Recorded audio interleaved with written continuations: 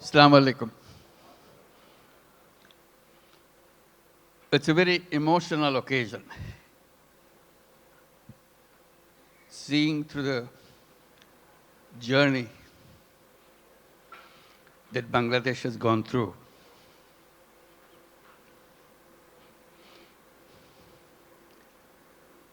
The people who are just presented, they are the heroes of Bangladesh. Let's give another big applause for them.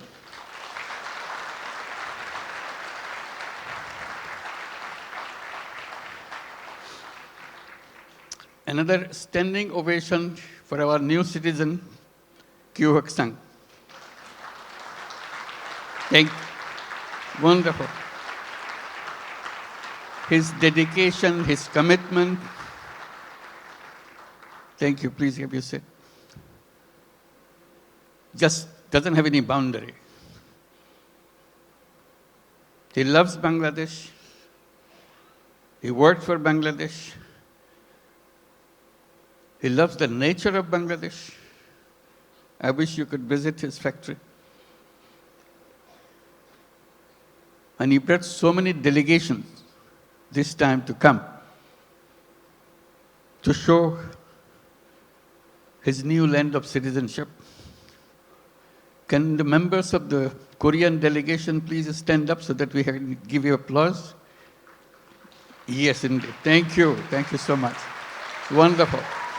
Yeah. Fantastic. This is your home too. We'll make this home beautiful home. For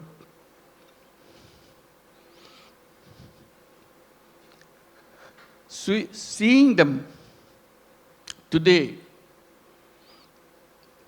it's a journey that we have made the last 50 plus years. I was just remembering when we became an independent country in 1971. The celebration that we went through and commitment we made for building a new nation. Despite sacrifices of lives for achieving that independence, we rejoiced. We are free.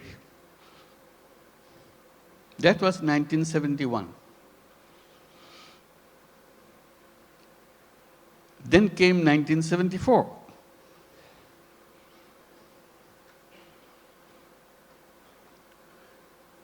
Today we are talking about 180 million people. In 1971, we were just about 1/3 of that size in population. Still the same country. 74 is a year that we cannot forget.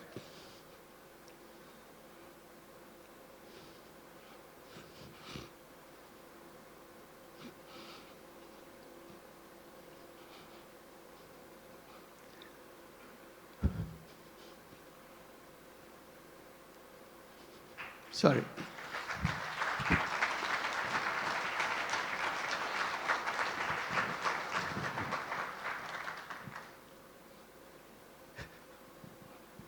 Sorry, my words. I cannot bring my word. People died of hunger. A famine throughout the country.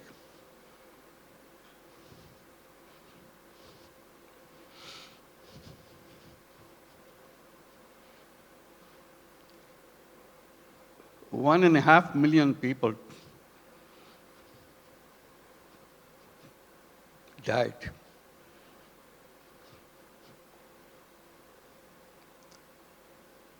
So that was the country we started with.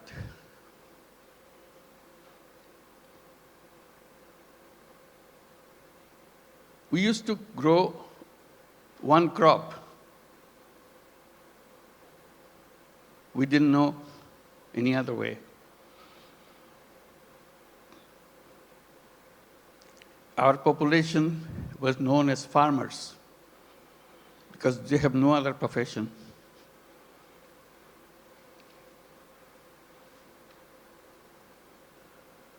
And of them,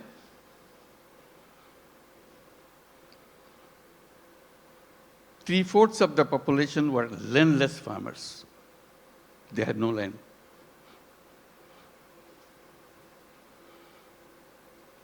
They used to lease in a tiny bit of land from the people who had little bit of land to make a living by one crop. If you heard the word dirt poor,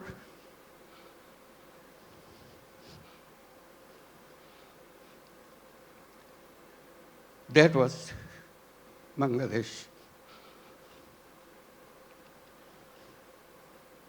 Very difficult life.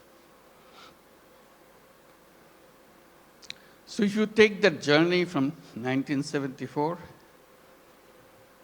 to 2025, it's an amazing journey. Here we're talking about all these big industries and so on, and inviting you for so many countries to set up more industries. We're talking about the big market, talking about the big, intelligent young population.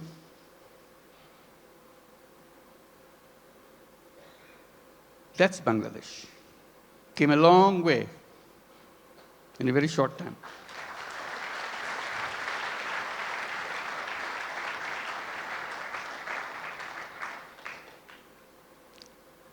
In that famine-ridden country,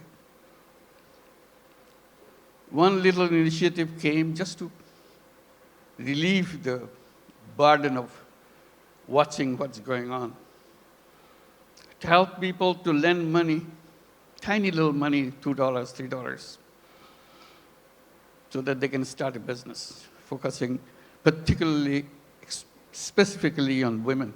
They are the most destitute of all.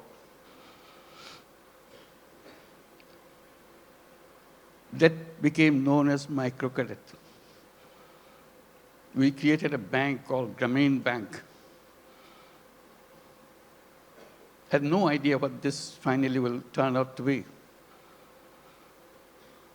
But it turned out to be a global name.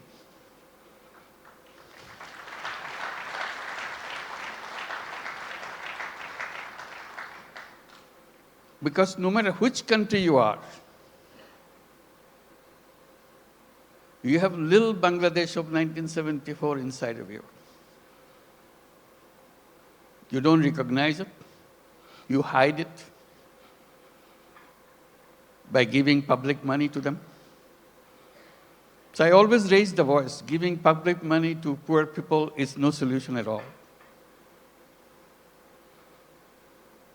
Solution is creating the structure, framework, will unleash the energy of the people. And microcredit was just a small effort of that.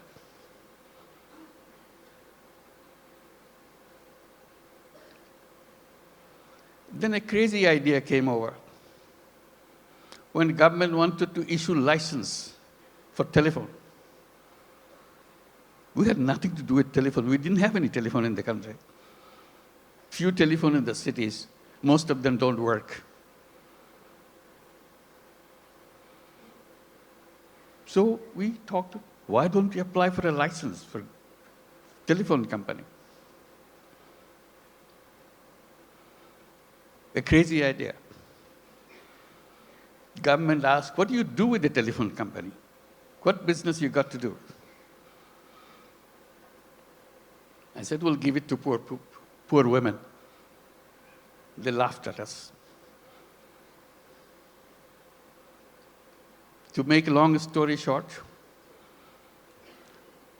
we got the license, called it Grameen phone, because we had the Grameen Bank, Grameen phone.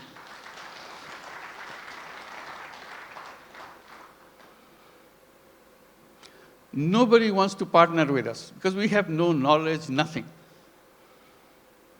Because Bangladesh is no place for mobile phone. There's no market for mobile phone.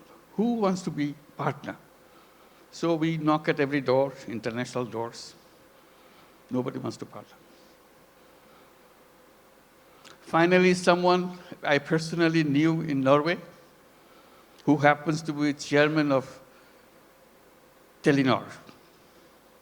I explained to him, can you help me?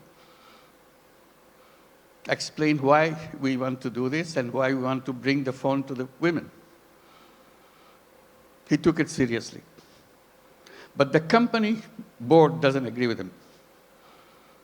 They said, what, Bangladesh? We never heard a name called Bangladesh. So it's a big effort for him. The more board rejects, he comes back again, explain again. Finally, he got it through. The company assessment was, at the peak of this company, you will have 200,000 user of the mobile phone in the whole country, 200,000. And you cannot make a living on this with this kind of clientele. He told me, I said, are you crazy? It will be at least 10 times more than that. That's the way I could figure. It became the largest telephone company in the country.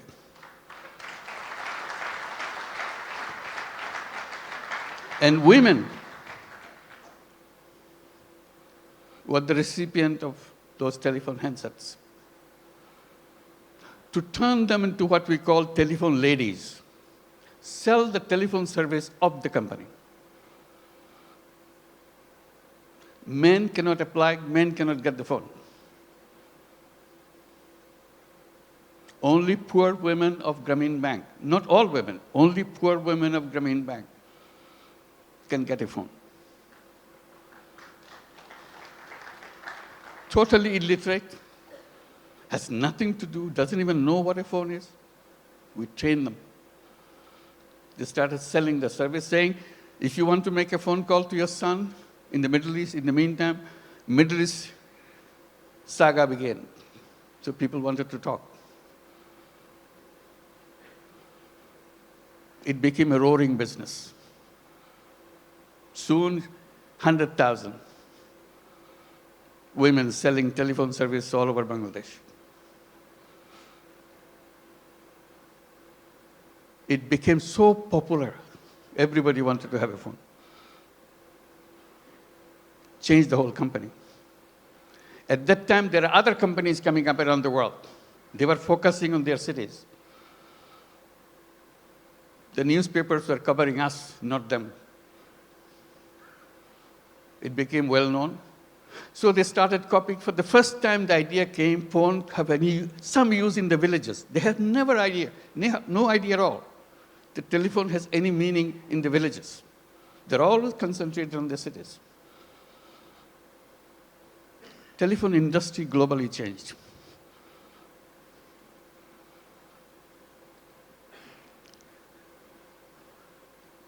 I'm narrating this story a little bit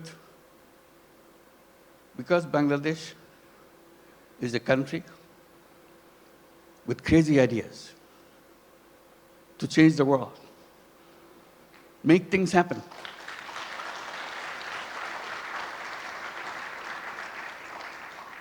Everyone you saw on the stage receiving the award has very powerful, crazy ideas and made them happen. So we invite you to join that crowd. Not only change Bangladesh by your business, change the world.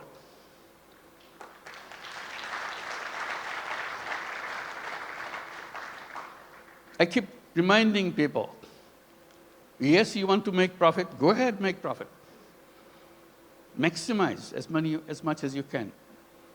But we can add a little piece into it. Social purpose. You don't have to get disrupted by that. It's something that you can do, you have fun. Like many of you do already. So if you want to make a business with a purpose, along with the business that we do, Bangladesh is the place.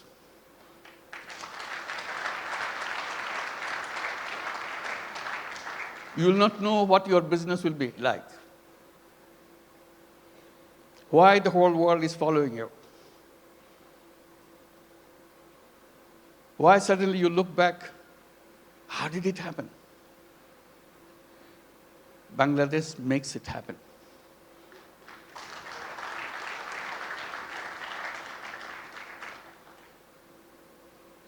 Always people explain how happy you got, you make money, we show the bottom line, fantastic thing. I try to add a little bit to that by saying making money is happiness, definitely, of course. But making other people happy is a super happiness.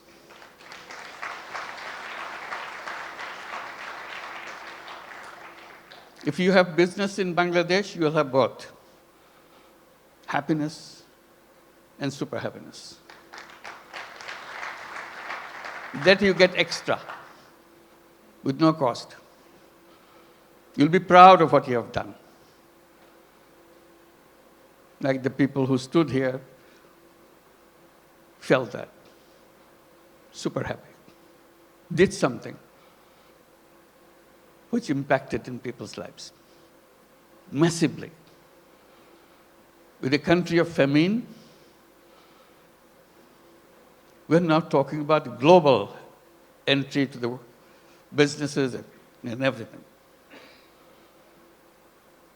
And at the same time, I'm just pointing out, which has been pointed out already, we don't look at Bangladesh alone. It is only one piece of the economy. We see the whole region, very powerful region, lots of resources. We work together, facilitate each other. It's not the business to grab everything out of you, it's a competition, you grab things. We twist a little bit. You earn money, but earning money together, changing the life of the people together, is a fun, is something that immeasurable. And each of your company can enjoy that super happiness by expanding and reaching out. Reaching out, the impact that you make, you never explored. Just a little opening does the magic. Changes the world. They said business is the most powerful mechanism by which you can change the world. But we are trained to focus on some so narrow thing, we miss out the world. We can try opening a little bit. And I emphasize by saying, let's create a new civilization where you're wide, we're open, we embrace the world. I underscore by saying we can create a world of 3 zeros. It can be done with the businesses, not by the government. Government cannot achieve that. That's not the function of the government. It's the function of individuals, human beings. We are human beings. We can change the world. And business gives us a big, powerful tool in our hand. And the new civilization, I say, should be a civilization where there'll be no carbon emission. We can do that. That's where the business innovation comes. All we have to do is just pay attention to that side. No carbon emission. It's a self-destructive system if you allow carbon emission to continue. No wealth concentration. It's fun to make money, but wealth concentration is the most dangerous thing to a human being. It will destroy the whole world. And zero unemployment. The young people get excited about it. Because all of you are entrepreneurs, not job seekers. Think like an entrepreneur. Make things happen. And Bangladesh is a place to see that. How suddenly people, we are known as farmers. We're a country of farmers, landless farmers. We didn't have any land, much land, little. Only in the 70s, early 60s maybe, 60s, some crazy young guys from the universities dared to enter into something which is happening in the country because of business interest of other countries, garment industry. They said, why not us? That was the beginning of the garment industry in Bangladesh, those crazy young guys. All the first generation, some of them are already here, came out of that generation. And now moving into the second generation, you heard Naseem, the second generation entrepreneur. That's our history. In 2 generations, second generation is just the beginning. It's still the first generation going on. Topon is here too, I saw him. Where are you? Second generation, I'm sure. So that's a journey of generations. Now, what is the third generation coming up? Are we prepared for that? That's a challenge to all of us.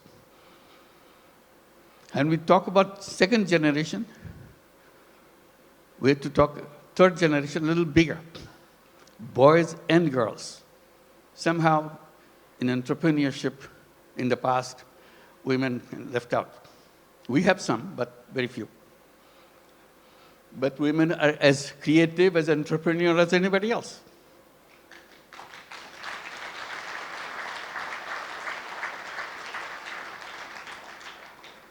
Together, those young generation will change the world. They have the technology, they have the creativity, innovativeness, and problem-solving ideas.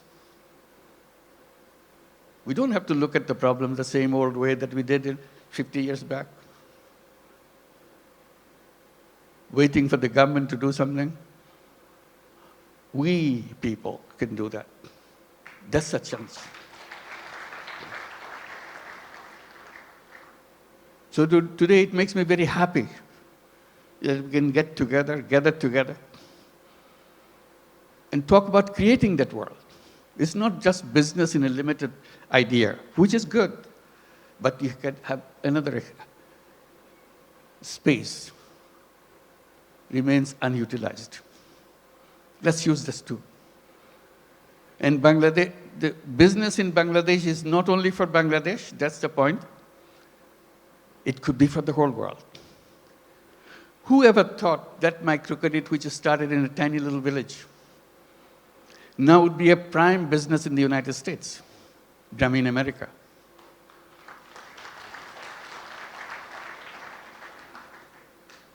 Millions of women take money from Grameen America. Loan size, in the American terms, less than $1,000. Imagine needing less than $1,000 in the United States. Such a hassle, such an impossible thing. They get so grateful that somebody gives them. Usually $500, $600. Now the whole Grameen America became annually about $2 billion a year. In the next 4 years, it will be $5 billion a year. It's growing very fast. So little things. In that sense, Bangladesh ground is very fertile. You put a little bit of seed, it becomes global.